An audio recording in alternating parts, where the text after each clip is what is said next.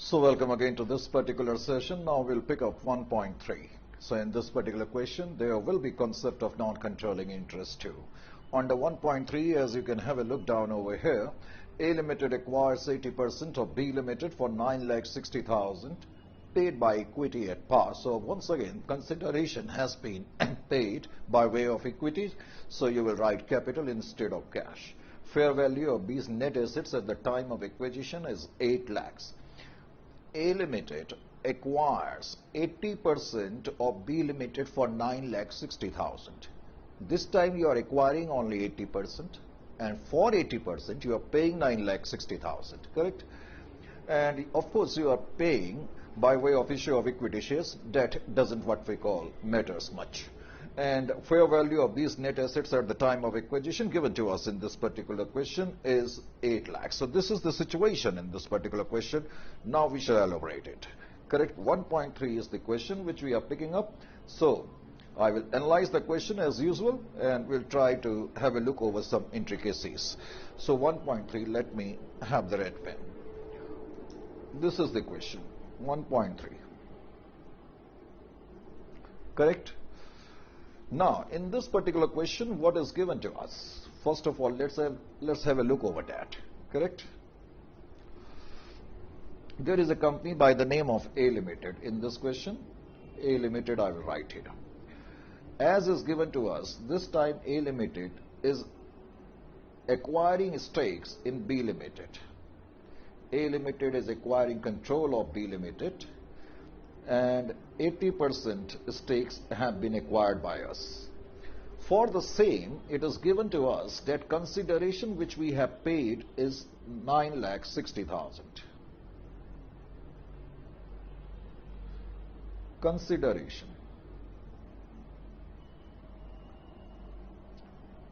Amount of consideration given to us is rupees 9,60,000. So 9,60,000 we paid to acquire 80% share. Correct? Given also that net identifiable assets of the other company at the time of acquisition is 8 lakhs. So net assets of B Limited were having a fair value of rupees 8 lakhs.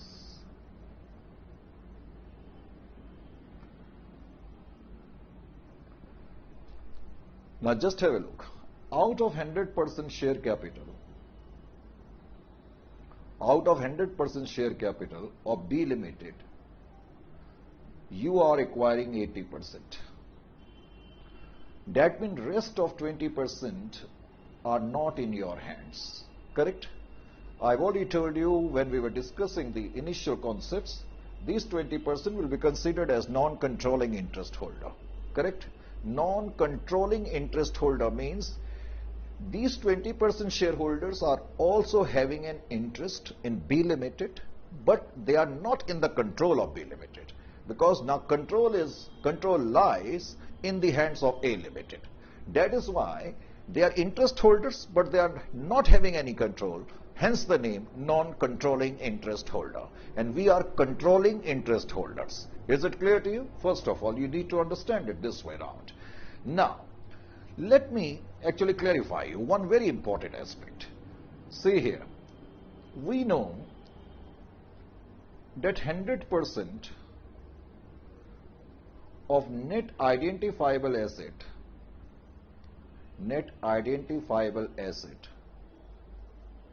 is having a fair value of 8 lakhs, of rupees 8 lakhs.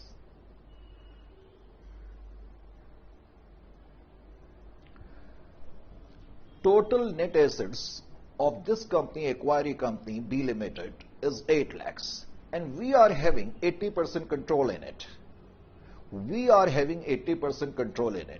And 20% control lies in the hands of other shareholders. Suppose if I would ask you to compute 80% of this and 20% of this.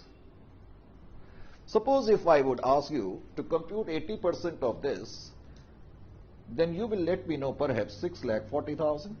I think so. 6,40,000. And if I would ask you to compute 20% of 8 lakh, you will let me know 1,60,000.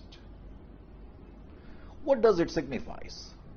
Suppose if I have 80% share of a particular company, that means I have 80% worth of net assets of that company. Are you getting my point or not? So we may say and conclude this way around that out of 8 lakhs, 80% worth of net assets belongs to A Limited, and 20% worth of net assets now belong to actually non-controlling interest holder. We can say it this way, we can infer it this way, number one. Number two, the point which I would love to bring to your notice is how to find out non-controlling interest. See here, for 80%, you are acquiring 80% control. Don't let it escape out of your memory. For 80% worth of stakes, how much you are paying? You are paying a consideration of rupees 9,60,000. You are paying consideration of 9,60,000.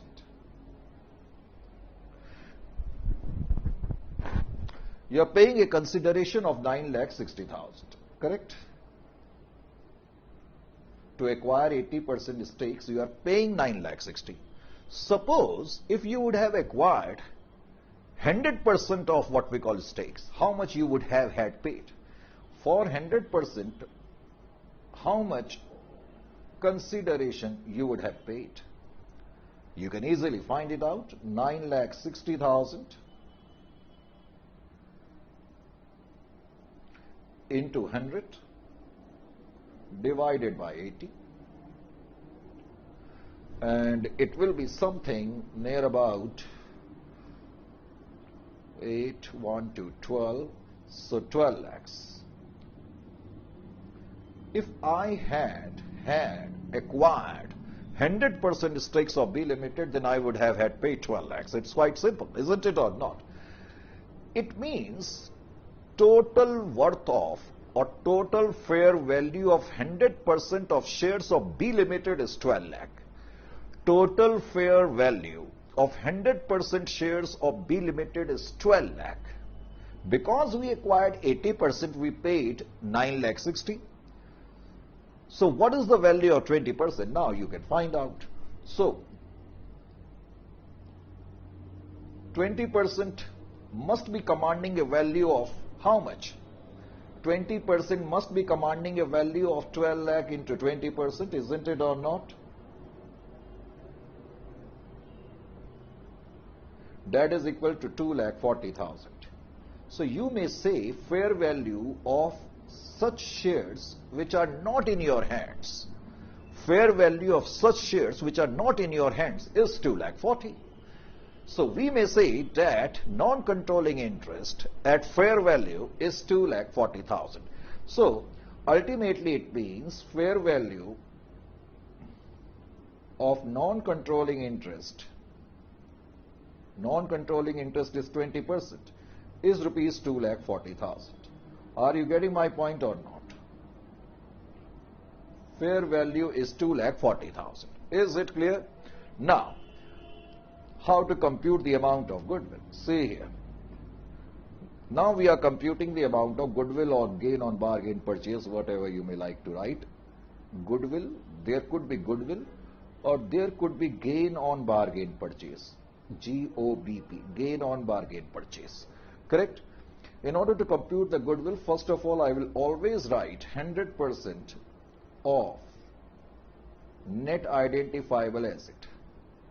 100% of fair value of net identifiable asset. Total net assets of B Limited is equal to 8 lakhs.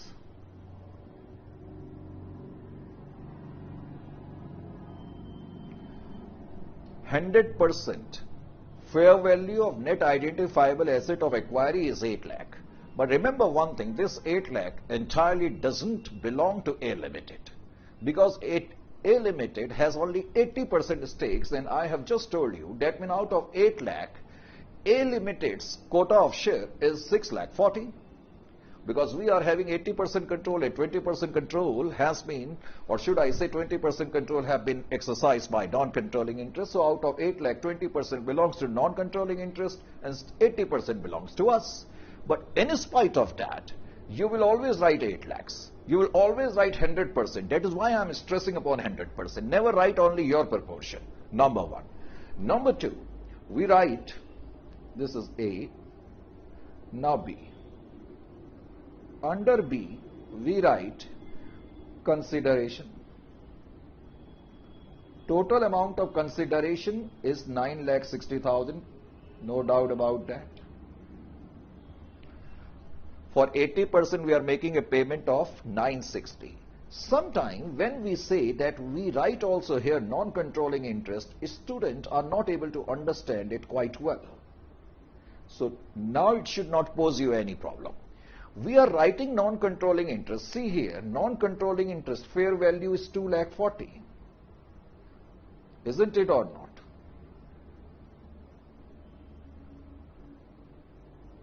Their fair value is 2,40,000. We are writing non-controlling interest here at rupees 2,40,000. Reason being is that because, say, tomorrow we want to buy, we have 80% stakes already.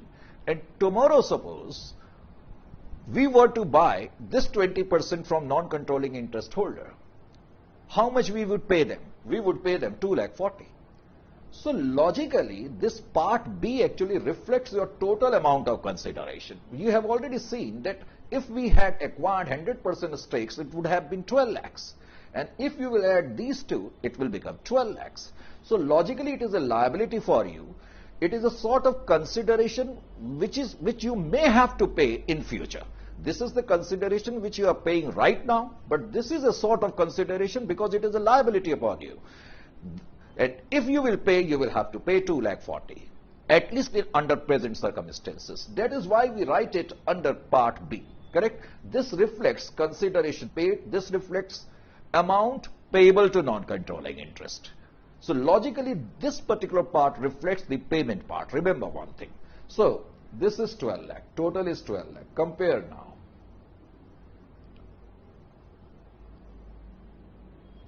Compare it now. Because your payment part exceeds the receipt part, so ultimately conclusion will be goodwill. Your goodwill amount will be 4 lakhs. Is it clear to you? You can also pass down the entry if you wished. So, entry will be identifiable asset account debit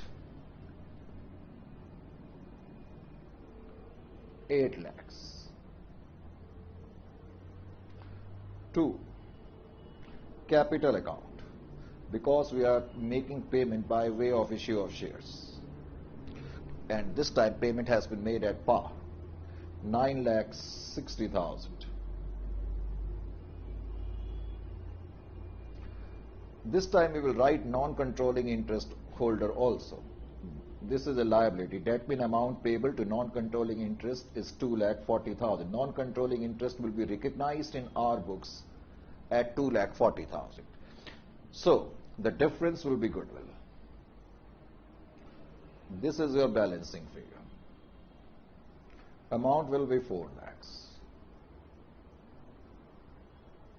Is it clear to you or not? This is how we are supposed to do this particular question, correct? We pick up yet another one. Not very difficult, you must have seen by now. Now we are picking up 1.4. 1.4 states that Jet Limited acquired 60% interest in P Limited on 1st of January 2017. Jet Limited paid 700 lakhs in cash for their interest in P Limited. For 60% we are making a payment of 700. The fair value of P's net asset is 1,800 lakhs and the fair value of its liability is 900 lakhs. Provide the journal entry for the acquisition using Ind AS, assuming that PL does not wish to report the non-controlling interest at fair value. Oh my God, what is this given? This line is of paramount importance. You need to understand this first of all. Correct? Pay attention. Before we understand this, let me take you backwards. The question which we just solved, here I computed non-controlling interest this way round. 1.3 I am talking about. For 80% we paid 960. Then I found out the value of 100% share. If I would have had acquired, it would have been 12 lakhs. And then through that we computed the fair value of non-controlling interest. Non-controlling interest is 20%. So 100% share capital of B Limited commands a fair value of 12 lakhs. So quite obviously 20% will command a fair value of 240. That means in this question, we computed non-controlling interest at fair value. But now in this question, it is given. So just have a look. In this question, 1.4, it is given that the purchasing company or the acquirer company, P Limited, does not wish to report the non-controlling interest at fair value. They do not want to actually show fair value of non-controlling interest. Then at what value non-controlling interest will be reflected? And how this right they have acquired? Isn't it a rule that we have to reflect the non-controlling interest at fair value? So Ind AS 103 gives an option, to be very honest with you. Ind AS 103 provides specifically an option to the acquirer whether they want to report non-controlling interest at fair value or at proportionate value. So what does this mean? Correct? So in this question, it is given to us that acquirer company is not interested in reflecting or reporting non-controlling interest in their financials at what we call fair value. So this time it means they will have to report the non-controlling interest at proportionate value. Just come back to 1.3, the question which we did here. In this question, we reported non-controlling interest at 240. Just a moment ago, I also told you that it is the prerogative, it is the option, because it is given and conferred by the guidelines of Ind AS 103. The reporting entity, the acquirer entity, they can actually reflect the non-controlling interest either at fair value or at proportionate value, depending upon their own will and wisdom.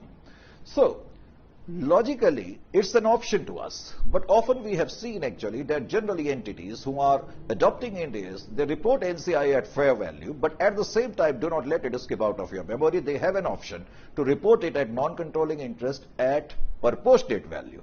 What we mean by proportionate value? Suppose in the 1.3, if I would have reported non-controlling interest at proportionate value, what difference it would have had brought about? Just have a look. It is 1.3 question, continuing the same. We have already solved this question, but just to explain the point. Suppose,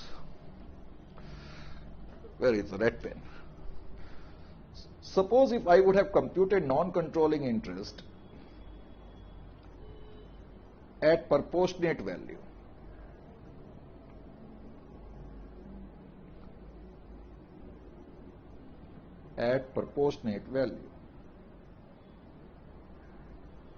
then what would have been the value of non-controlling interest? In order to compute the non-controlling interest at fair value, what we need to know? We need to know A, fair value of 100% of net identifiable assets. In 1.3, fair value of 100% of net identifiable asset is 8,60,000. Then I would have simply taken 20% of this figure. Non-controlling interest at proportionate value will be equal to 20% of 8 lakhs. Simple. That is 1,60,000. That means in the previous question, if I would have had adopted the choice of reporting non-controlling interest at proportionate value, I would have reported non-controlling interest at 160, and definitely it would have brought about some changes, because in that case the amount of goodwill would have been a bit different. Are you getting my point or not? In that case, the amount of goodwill would definitely be different. See here, suppose if I compute the goodwill, what will be the amount of goodwill then? Just have a look here. NIFA, net identifiable asset, is equal to 8 lakhs.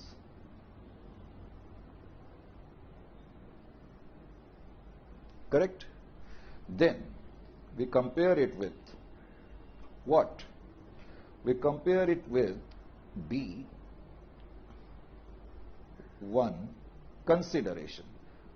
Consideration is 960. Second, non-controlling interest. Now, the non-controlling interest which we have computed is equal to 160.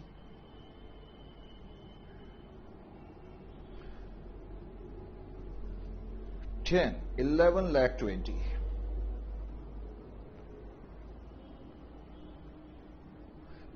In this case, as you can see, your amount of goodwill is 320. That means amount of goodwill will be lower. Amount of goodwill will be lower. If non-controlling interest is computed on proportionate basis of net assets, in that case the goodwill which will appear in the consolidated financial statement reflects the share of parent limited only. That is the point you need to understand. For example, when I computed the goodwill 4 lakh, this goodwill was arrived at when I took the non-controlling interest at a value of 240, that is at fair value. In this case, when I will report 4 lakhs, in the consolidated financial statement, it would reflect that out of this 4 lakh, 80% is parent share. Now, if we will compute 80%, it will be 320. And if we will compute 20%, it will be equal to 80,000. That means when non-controlling interest is reported at fair value, the goodwill which is reflected in the consolidated financial statement simply shows the goodwill of the group, entire group, in which you will have the share of both parent and the non-controlling interest. But when I am going to compute the non-controlling interest on proportionate basis, in that case the goodwill which would appear in the what we call consolidated financial statement, as you can say 320, this reflects the entire share of what we call, that is the parent. You got the difference? So, point important to note is that Ind AS 103 very clearly gives an option to the entities whether they want to actually reflect the non-controlling interest at, as I said, what we call either at fair value or in proportion to the net identifiable assets. We simply call it proportionate basis.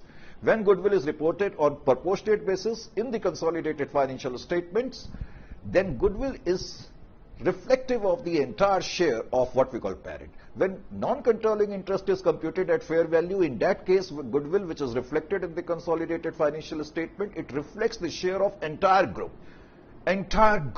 not parent, entire group.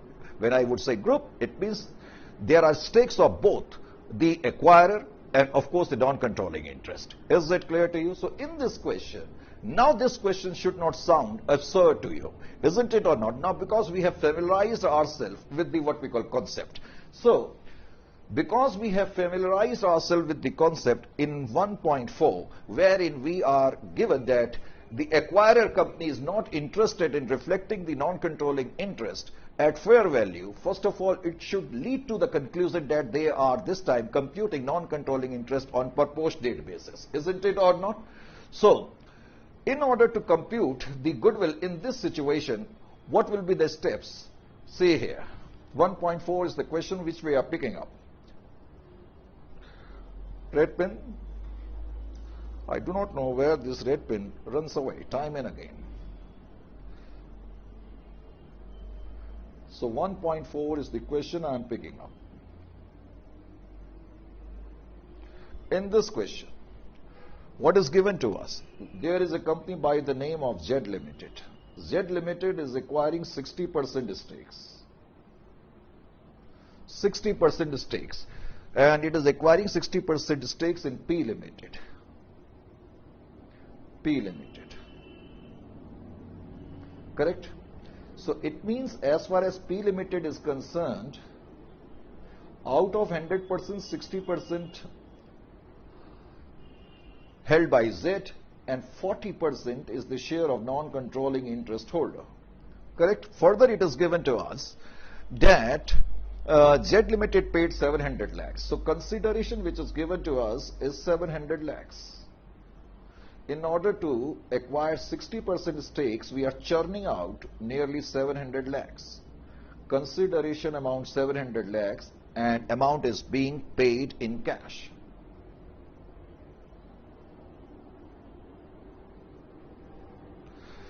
Fair value of P Limited assets is also given.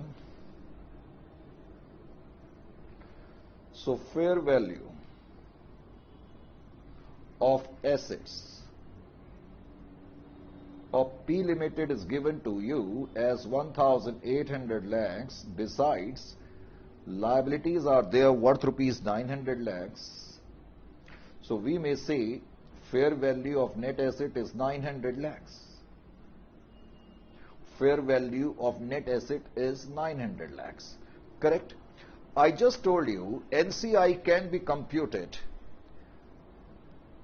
as per Ind AS 103. As per Ind AS 103, NCI can be reported, or first of all let me write it this way, as per Ind AS 103, acquirer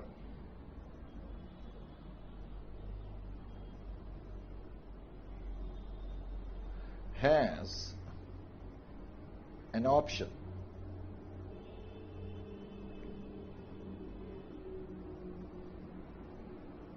to report NCI either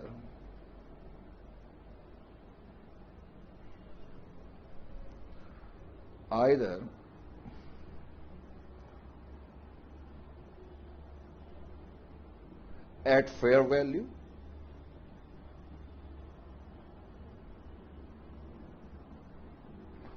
or at proportionate basis, on proportionate basis. When we say proportionate basis, it means in proportion to net identifiable asset. Proportionate basis. So in this question, in this particular question, we have to pick up this one because they are not interested in going through this particular approach. Correct? So non-controlling interest on proportionate basis will be how much? And on proportionate basis is quite easy to compute. We will simply take the net identifiable asset 900 and 40% is the stakes. So non-controlling interest will be 40% of 900 lakhs. That will be equal to 360. Although it is not needed in this particular question. Suppose if I would have asked you, if I would have asked you to compute what we call non-controlling interest at fair value, then what would have been your methodology? For 60% stakes, you are making a payment of 700 lakhs. For 60% stakes, you are making a payment of 700 lakhs. So first coolly find out what would have been the amount of payment had you acquired the 100% stakes. So in that case, you would have paid 100 into 700 divided by 60. Divided by 60, and this must be equal to, oh, it's a very clumsy figure, 1, I would need a calculator, it seems 6.67, correct? I'm not very sure about this particular figure, you please check it up, but I think it will be something round about that. But anyway, we have to actually understand the concept. For 100%, the amount would have been this much. So therefore, for 40%, and if you would have acquired 40%, how much you would have paid? You would have paid this much, 116.67 into 40%. That will be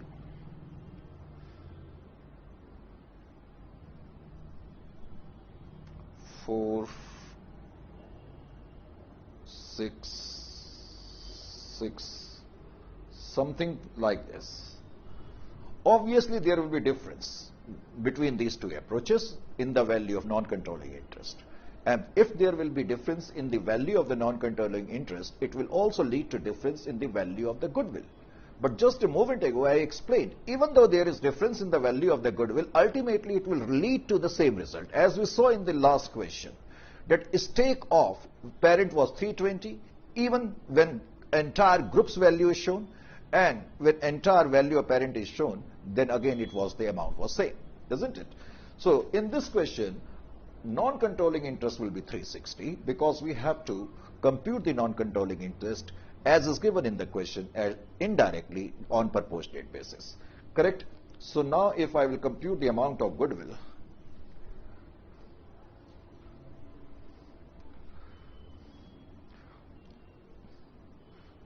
or gain on bargain purchase, correct? So in order to compute the amount of goodwill or gain on bargain purchase, by now you should be absolutely deft in it. First of all, I will write NIFA, net identifiable asset, fair value of net identifiable asset. We need not require to write 100%, but we must write fair value of net identifiable asset, which we just found out, 1800 minus 900 is equal to 900. Correct? Then we will compare it with 1. Consideration. Now consideration given to us is 700 lakhs. All these figures are in lakhs. And second, non-controlling interest. Non-controlling interest is on proportionate basis in this question, 360.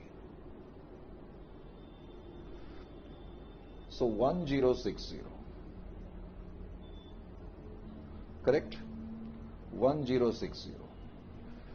So ultimately in this question, what will be your goodwill? Your goodwill will be equal to how much? You will subtract 900 from it, you will get 60160. This will be your amount of goodwill. If suppose I would have asked you to pass the entry, what would have been your entry? Entry would have been identifiable asset account debit 900 to cash, because this time you are making the payment by way of cash, 700 to non-controlling interest. Non-controlling interest is a liability for you, 360. So obviously goodwill will be 160.